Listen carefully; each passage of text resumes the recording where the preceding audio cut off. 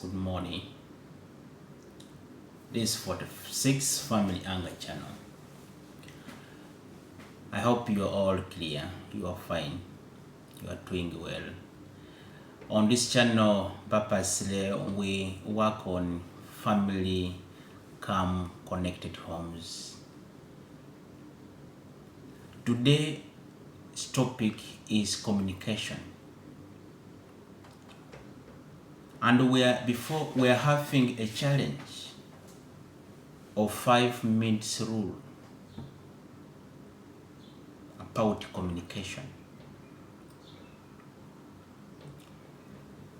This 5 minutes rule is applied to every member to raise a concern, to speak, to listen, and speak for 5 minutes. Each member is given 5 minutes to speak his mind or her mind.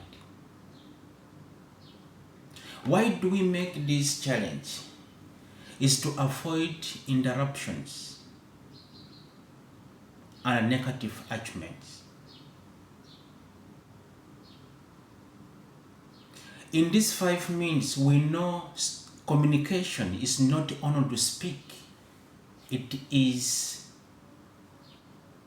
an active listening.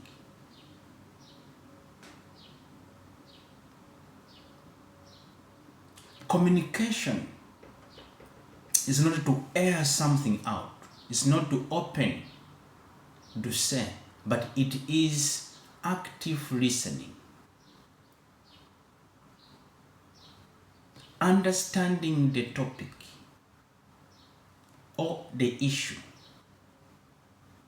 before speaking. That is communication.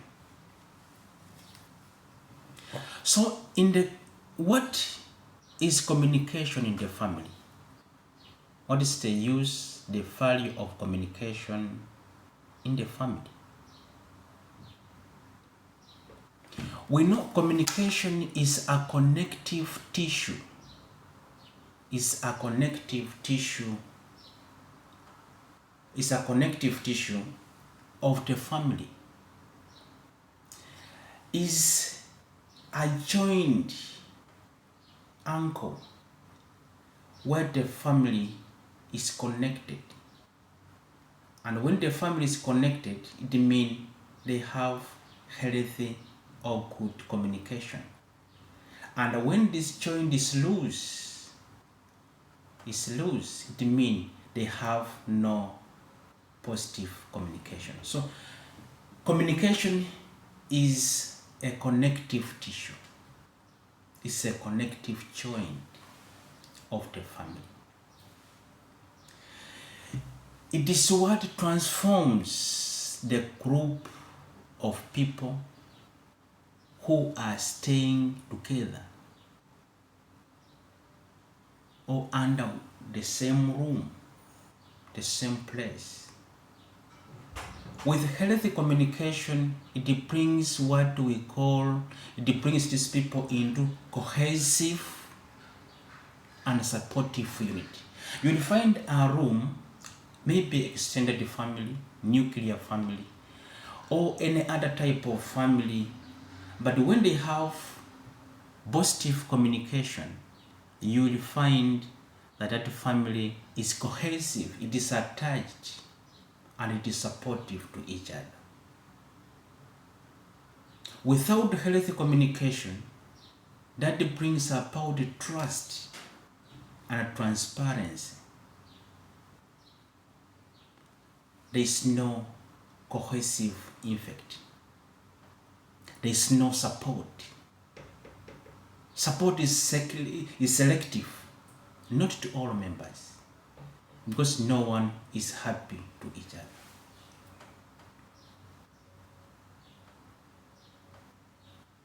So, communication in homes, it must have an open dialogue. Openness is very important. Open your views, say what you think, whether you argue, but argue towards the solution. Because in families, we don't make arguments to win. If you want to have a family, have arguments to look for solution. There's no arguments in winning in families. There's no winning. Argument look towards solution. And when we have the arguments, when we have the issue, the raised argument, having it towards the solution, we remain in harmony. We remain in unity. But we shall not break up. But when you are not open enough, your relationships, your family, your marriage, it will break. Because you are not communicating openly. You are not raising your issue. You are hiding certain issue. You are not giving transparency. You are not transparent. You are not open. You are not clear. You are opaque in the family. You are opaque in the relationship. You are opaque. You are hiding some information. You have the hidden information. And with anything that accumulates time for time, it brings about breakups. So in families, communication, good healthy communication must open up the open dialogue despite of the arguments. Or even if you have arguments, or even if you have the quarrels, you must be open to each other. 2, the good communication, we should balance authority and connection. How do we apply authority as a parent, as a mother, or and the elder sibling? How do you apply authority and connection? Are you applying authority for the safety, or you are applying authority to create fear within the family, within the relationship? So there are some ways you can apply authority for safety, not to create just the fear environment for the people of the family. Communication is a key factor in family. Without healthy communication, or with no proper communication, the family is dead. The relationship is dead.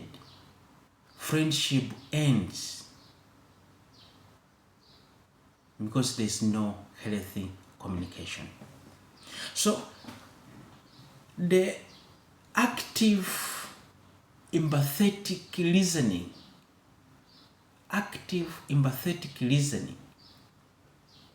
when you listen carefully, when you listen well, when your body language shows you your attention, it gives the guarantee safety to whom is saying, to whom you are communicating to. There are some communications people intend 50-50, listening, not listening. So without the facilitation of giving your soul to someone openly, your body language speaks much. Body language speaks much. Your eye contact, You speak with someone is doing something, is pretending, arranging something, is operating a device, maybe has a remote, maybe has a phone, is watching the TV, but you are trying to communicate to him. That one is a raw type of communication. It's a raw type of attentive. And that sign, only that sign, it shows this is an unhealthy communication, unhealthy environment. So it will not have a pound of unity. It will not pound these people. They will not be united. They will not be, that unity will break up. So what we are saying, that listening generates, when you listen to what other people are saying, when you take the active empathetic listening, when you take the structural openness,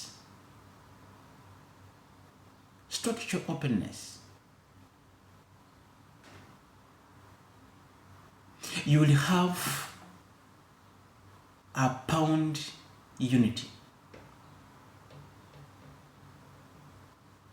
A pound unity in marriage, in a relationship, in a family, in society.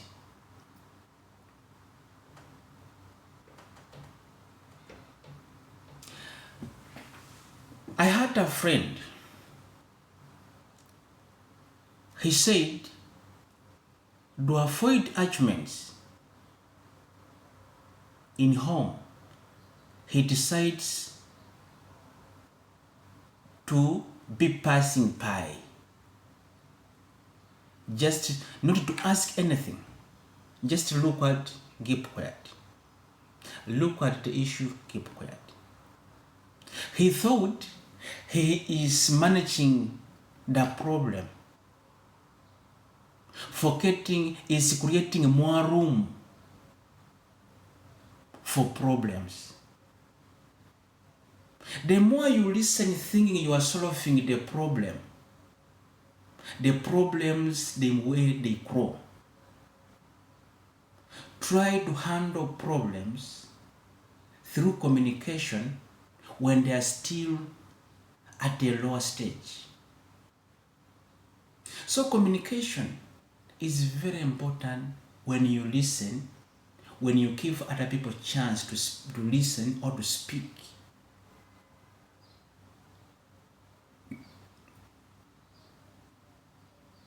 Give people a chance to listen, speak.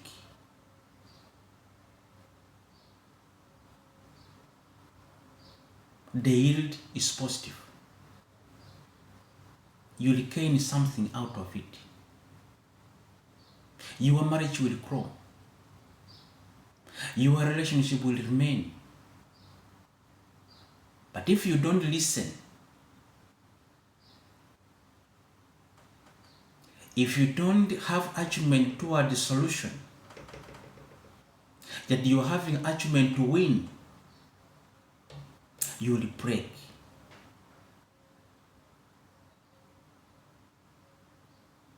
And try to know communication is of different way. People now we have the generational gaps.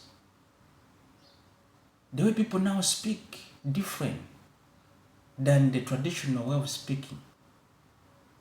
But you should learn how to handle these people, especially the youth, the age of 20s. The way they speak, they will not speak like the age of 40, 46, 45, 50. It's different. The style of communication also differ.